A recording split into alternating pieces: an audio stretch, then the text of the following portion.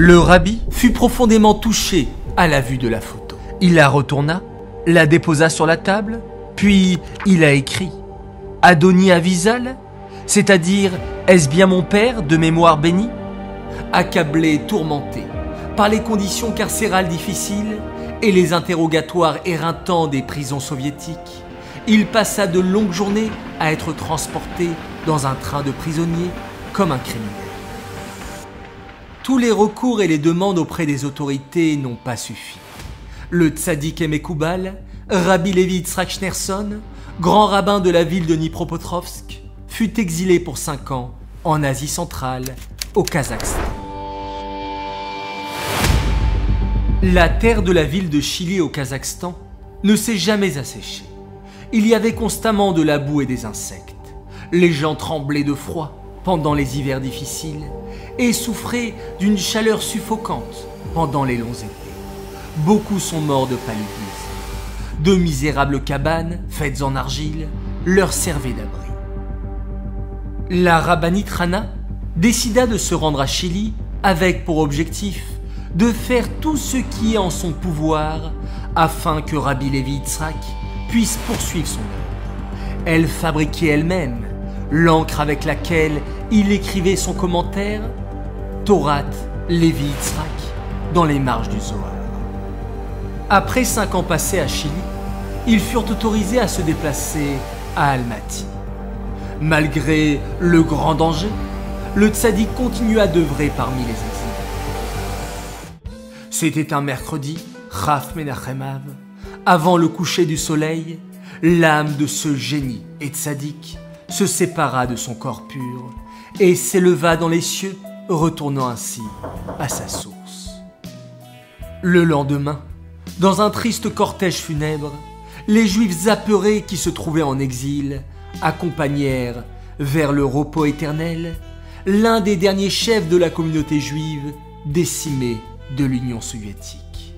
Le dernier Kaddish brisa le cœur de l'Assemblée.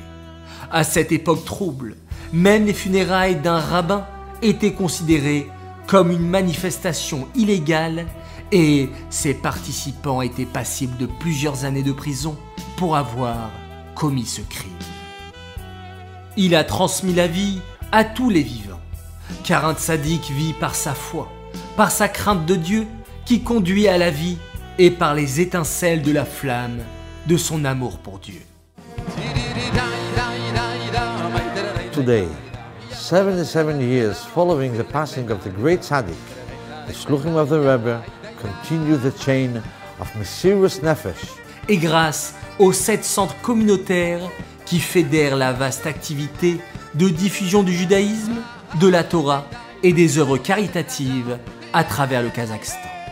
Almaty, Nour-Sultan, Oust-Kamenogorsk, Karaganda, Kochetaou, Pavlodar et Chimkent. Le Kollel Tiferet Zekenim Levi Yitzhak pour les personnes âgées, le Moadon Chana pour les femmes, des mikvés dans chaque ville, des programmes de cours de Torah, Tzivot Hashem et des centres aérés pour les enfants, les célébrations des fêtes juives, une vie communautaire juive à part entière. Du matin au soir, 7 jours sur 7, toute l'année, tous les jours de la vie de chacun. Chers amis, le jour de la Iloula de Rabbi Levi Yitzhak est propice pour des bénédictions exceptionnelles. Chaque année à cette date, le Rabbi lançait un appel aux dons en faveur des actions qui seraient réalisées à la mémoire de son père, Rabbi Levi Yitzhak. Il assurait à chaque participant que les bénédictions qui lui seront accordées seraient jusqu'à 500 fois plus. Don't miss this opportunity. This is your chance to take part in the mitzvah of Kibbud Av of the Rebbe. Join us in reviving Yiddishkeit in the land of exile of Rebbe Levi Yitzhak, the country of Kazakhstan. The brachas are already waiting for you. All that needs to be done is to make a vessel. Donnez généreusement et recevez des bénédictions en abondance. Les noms des donateurs seront transmis pour une prière sur la tombe de Rabbi Levi Yitzhak le jour de sa Iloula. 20av.kz